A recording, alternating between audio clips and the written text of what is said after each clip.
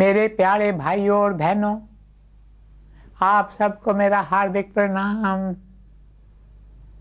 जैसे कि कल हमने देखा कि मजनू बस लैला लैला की रट लगाए बैठा था। वहाँ लैला भी मजनू के याद में तड़पती थी। दिन ब दिन उसकी सेहत बिगड़ती जा रही थी। यह देखकर उसके माता पिता चिंतित रहने लगे। अब दोनों के माता पिता आपस में मिलकर बातचीत करते हैं, रिश्तेदारों से भी बातचीत करते हैं। बेशक धर्म से दोनों मुसलमान थे, पर उनकी जाति अलग अलग थी। लैला के जाति वाले लोग मजनू को स्वीकार करने को तैयार नहीं थे। लैला के माता पिता कहते हैं कि अगर लैला का निकाह मजनू से हुआ तो हमारी जाति के लोग हमारा अपमान करेंगे, पर लैला की खातिर हम वह अपमान सहने को भी तैयार हैं। फिर वे लैला और मजनू की शादी की मंजूरी देते हैं। वे मजनू के माता पिता को संदेश भेजते हैं कि हमें भी ये रिश्ता मंजूर है। हम जानते हैं कि इसका अंजाम अच्छा नहीं होगा, पर हम अपनी औलाद की खुशी की खातिर हर कष्ट, हर तकलीफ सहने के लिए तैयार हैं। संदेश मिलते ही मजनू के माता पिता उससे कहते हैं, अब तो तुम खुश हो ना, तुम्हें तुम्हारी लैला मिलने वाली है। लैला के माता पिता अपनी बेटी तुम्हें देने को तैयार हैं, पर उसकी एक शर्त है। वे देखना चाहते हैं कि तुम अपने होशो हवास में हो या नहीं, तुम अपनी जिम्मेदारियां ठीक तरह से निभाने के काबिल हो या नहीं, या फिर दीवाने हो गए हो। हम तुम्हें लैला के घर ले चलते हैं, वहाँ तुम समझदारी से व्यवहार करना। मजनू कहता है, मैं आपको विश्वास दिलाता हूँ, मैं आपसे वादा करता हूँ कि जैसा आप कहेंगे वैसा ही मैं करूँगा। मेरे प्यारे भाइयों और बहनों, अब बारात लैला के घर की ओर रवाना होती है। लैला के घर के आंगन में एक बड़ी सी कुर्सी सजा धजा कर दूल्हा राजा के लिए रखी जाती है, जिस पर दूल्हा राजा यानी मजनू जाकर बैठता है। फिर वह अपनी नज़रें इधर उधर दौड़ाता है, पर लैला उसे कहीं पर भी नज़र नहीं आती। उसकी आंखें लैला के दर्शन की प्यासी थीं। इतने में लड़की वाले आकर उसके सिर पर एक बड़ा सा सहरा बांधते हैं, और उसी फूलों से सहरे से मजनू का पूरा चेहरा ढक जाता है। अब वह अपने चेहरे पर से फूलों की लड़ियां हटा हटा कर लैला को ढूंढता है। कई वर्षों से उसने लैला को देखा ही नहीं था, इसलिए अब वह बेचैनी से उसे ढूंढ रहा था। अब वह मन ही मन कहता है, कहाँ है मेरी लैला, मेरी लैला कहाँ है। मजनू अपने सिंहासन पर बैठा ही था तो उसकी नज़र दरवाजे की ओर जाती है। दरवाजे से अचानक लैला का कुत्ता, जिसे वह स्कूल में अपने साथ लाती थी, वह प्रवेश करता है। मजनू जब उस कुत्ते को देखता है तो वह सब कुछ भूल जाता है। उसे सारी पिछली बातें याद आने लगती हैं और वह एकाएक अपनी कुर्सी से उठकर उस कुत्ते के पास जाकर उसके पैर चूमता है। अपने गले से फूलों के हार उतारकर कुत्ते को पहनाता है और उसे कहता है, तुम बड़े भाग्यशाली हो जो तुम सदा लैला के साथ रहते हो। कब ऐसा सौभाग्य होगा जब मैं भी तुम्हारी ही तरह सदा लैला के साथ रहूंगा। माता पिता उसकी इस हरकत से दुखी होते हैं। वे कहते हैं कि ये लड़का समझने वाला नहीं है, ये लड़का तो दीवाना हो गया है, और वे उसे अपने साथ वापस ले आते हैं। लैला के माता पिता आपस में मिलकर विचार विमर्श करते हैं और दोनों इसी नतीजे पर पहुंचते हैं कि लैला का और अधिक समय इस नगर में रहना उचित नहीं है।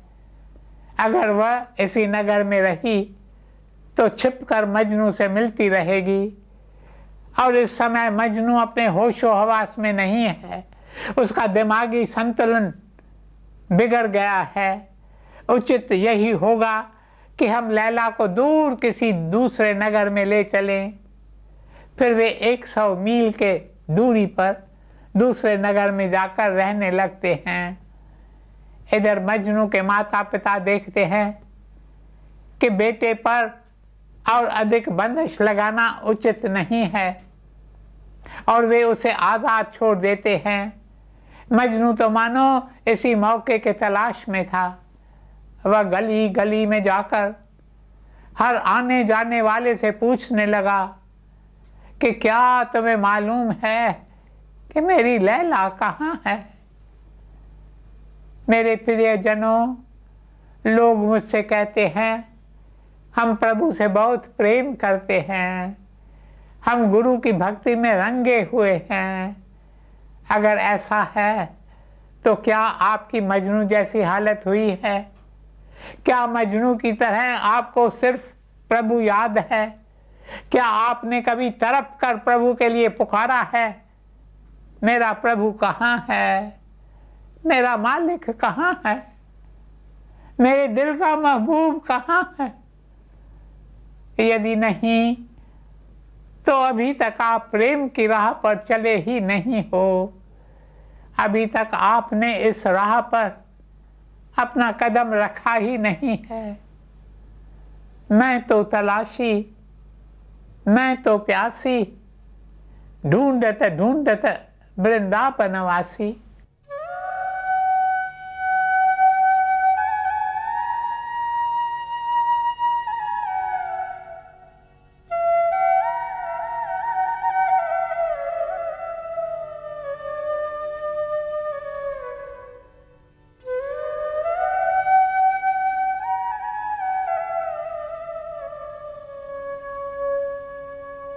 कहाँ गयो कन्हैया कान, कहाँ गयो, कहाँ गयो कन्हैया कान, कहाँ गयो मोरे कन्हैया कान, कहाँ गयो मोरे कन्हैया कान, मुरली कहाँ, कहाँ मेहर मकान, मुरली कहाँ, कहाँ मेहर मकान, कहाँ गयो मोरे कन्हैया कान। मैं तो तलाशी, मैं तो प्यासी, मैं तो तलाशी, मैं तो प्यासी, ढूंढत ढूंढत वृंदावन वासी, कहाँ गयो मोरे कन्हैया कान, कहाँ गयो मोरे कन्हैया कान।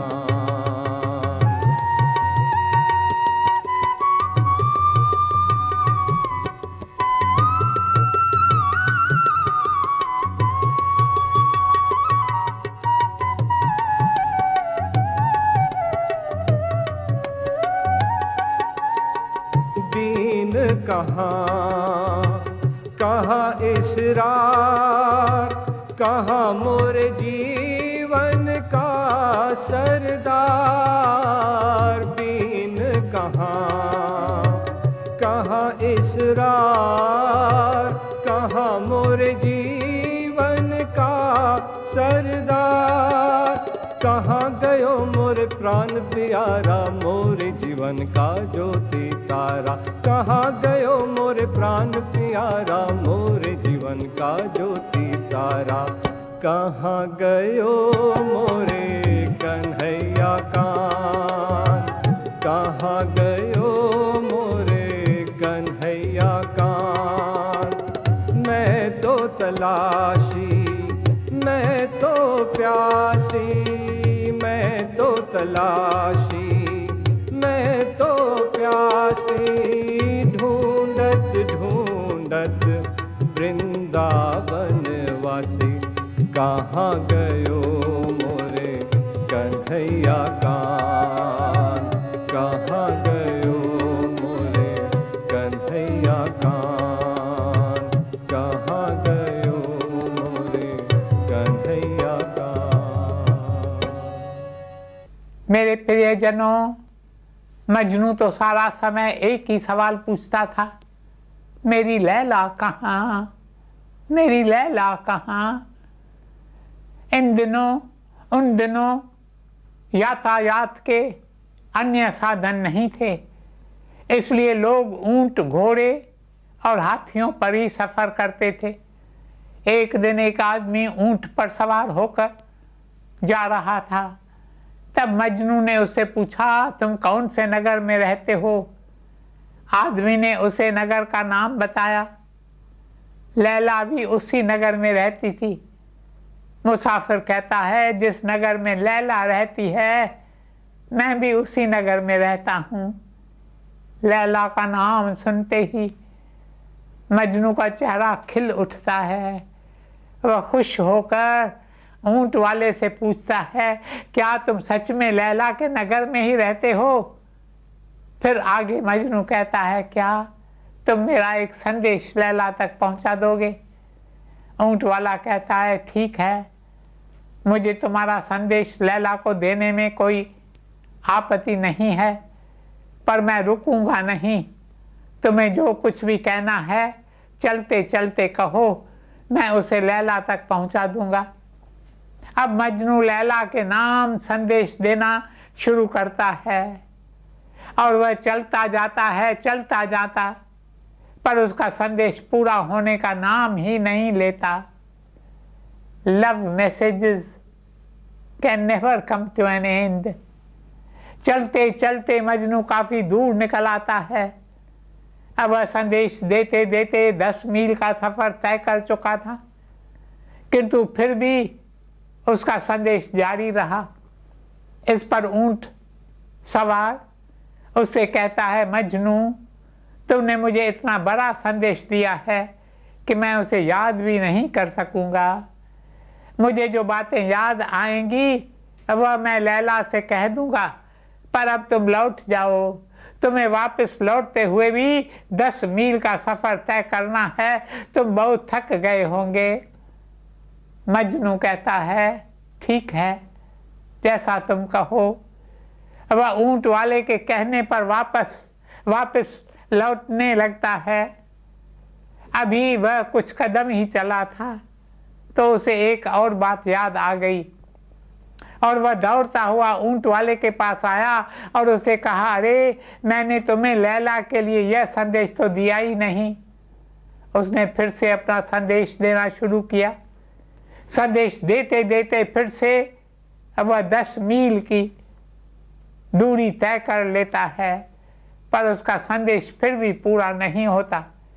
ऊंट वाला उसकी ऐसी हालत देखकर उससे कहता है, अब तुम लौट जाओ मजनू, तुम चिंता न करो, मैं तुम्हारा संदेश जरूर लैला तक पहुंचा दूंगा। ऊंट सवार का कहना मानकर फिर से वह लौटने लगता है और कुछ दूर जाकर उसे फिर से कोई बात याद आती है और वह फिर से ऊंट सवार के पीछे पीछे दौड़ने लगता है। उसे कहता है कि मैंने एक ज़रूरी संदेश तो तुम्हें दिया ही नहीं, तुम मेरा ये संदेश ज़रूर लैला तक पहुंचाना। मेरे प्यारे भाइयों और बहनों, क्या आपने कभी ऐसे संदेश, ऐसे पैगाम प्रभु को भेजे हैं? Never ending messages of love. इसलिए मैं आपसे बार बार हाथ जोड़कर विनती करता हूं कि एकांत में बैठकर तुम भी प्रभु को अपने प्रेम भरी संदेश भेजो। प्रेम से मीठी मीठी बातें करो। Engage yourself in a loving and intimate conversation with God, the beloved of every heart. अब चलते चलते मजनू 30 मील दौड़ी तय कर लेता है। वह आगे बढ़ता ही चला जा रहा था कि अचानक उसके पैर में कांच का टुकड़ा चुभ जाता है और उसके पैर से खून बहने लगता है, पर मजनू उसकी परवाह नहीं करता। उसे तो पैर में चोट लगने का एहसास भी नहीं होता। वह तो अपने प्रेम भरे संदेश लैला के नाम भेजने में ही मस्त था। उधर लैला अपने कमरे में बैठी थी और उसके पैर गलीचे पर थे। अचानक उसके पैर से खून टपकने लगता है। उसकी नज़र जब पैर पर पड़ती है तो वह सोचती है, मुझे तो चोट भी नहीं लगी, फिर ये खून मेरे पैर से कैसे बह रहा है। फिर वह मन ही मन कहती है, ज़रूर मजनू के पैर में कोई चोट आई होगी, उसके पैर से खून बह रहा होगा, इसलिए मेरे पैर से भी खून बह रहा है। They were so completely identified with each other. When will we be identified with the one and only beloved of our hearts? हम हर रोज 5-10 मिनट या ज़्यादा से ज़्यादा आधा 1 घंटा प्रभु को देते हैं, उसे याद करते हैं और बाकी का समय उसे भूल जाते हैं। अपने काम काज में हम इतने व्यस्त हो जाते हैं कि हमें और कुछ याद ही नहीं रहता, यहाँ तक कि प्रभु की भी याद नहीं रहता। इसलिए मेरे प्रियजनों, आप मजनू के प्रेम को याद करो, लैला के प्रेम को याद करो। जो प्रेम का रिश्ता उन दोनों का आपस में था, वही रिश्ता, वही संबंध तुम भी प्रभु से जोड़ो। काश ऐसा प्यार हमारे भीतर भी प्रभु के लिए जागे। मजनू का संदेश अभी भी जारी है। तंबूरे के तार पर गाऊं तेरा प्यार। तंबूरे के तार पर गाऊं तेरा प्यार, तंबूरे के तार पर गाऊं तेरा प्यार, तंबूरे के तार पर गाऊं तेरा प्यार।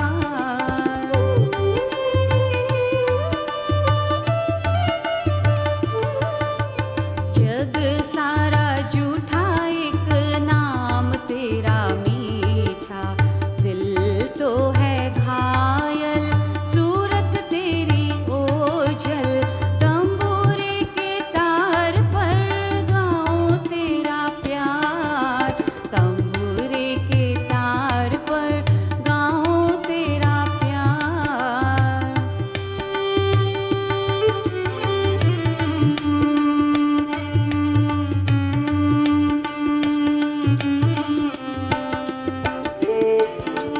तेरा जाचक हूँ तेरा भिखारी, सुनो काश मेरी पुकारी पुकारी, पुकार रही नूरी ने मानी।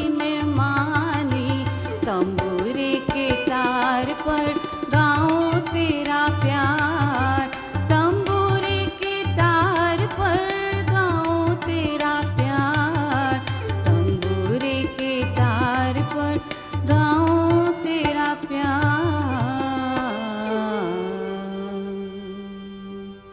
मेरे प्रियजनों, इस तरह मजनू 100 मील की दूरी भी तय कर लेता है। अब तो वह उस नगर के नज़दीक पहुंच जाता है जहां लैला रहती थी।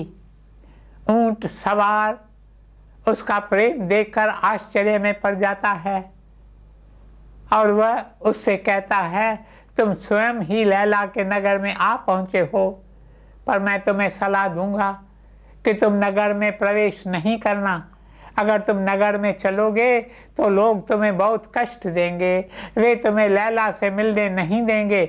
मेरा कहा मानो तो तुम नगर के बाहर एक टूटी फूटी मस्जिद है, उसी में जाकर रहो। चलते चलते 100 मील का सफ़र पैदल तय करके तुम बहुत थक गए होंगे। तुम जाकर उस मस्जिद में विश्राम करो और मैं किसी तरीके से लैला तक तुम्हारा संदेश पहुंचा दूंगा।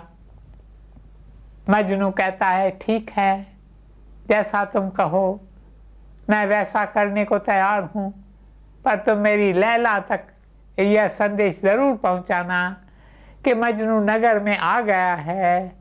ऊंट सवार उसे आश्वासन देकर आगे बढ़ जाता है। मजनू बहुत थक गया था। 100 मील की दूरी पैदल तय करना कोई आसान बात नहीं है, पर प्रेम के सरोवर में, प्रेम के नशे में उसे पता ही नहीं चला कि वह 100 मील चला है। वह तो प्रेम भरे संदेश देने में मस्त था।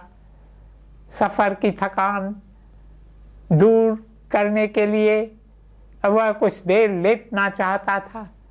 फिर उसे याद आता है कि मैं अपने पैर उस दिशा में कैसे करूं जिस दिशा में लैला रहती है।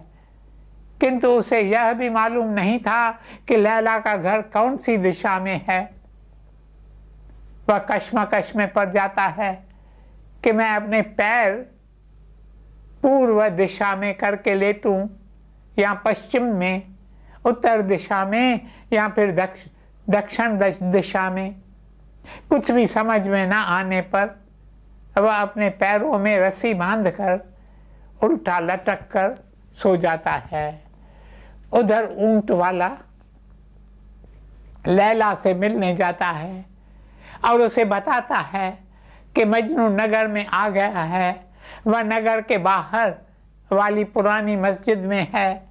सारा समय वह तुम्हारे ही बारे में सोचता रहता है। उसका कहना है, लैला ही मेरा अल्लाह है। मेरे प्रियजनों, लैला मजनू का समाचार पाकर बहुत खुश होती है। अब तो वह मजनू के बारे में और अधिक सोचने लगती है।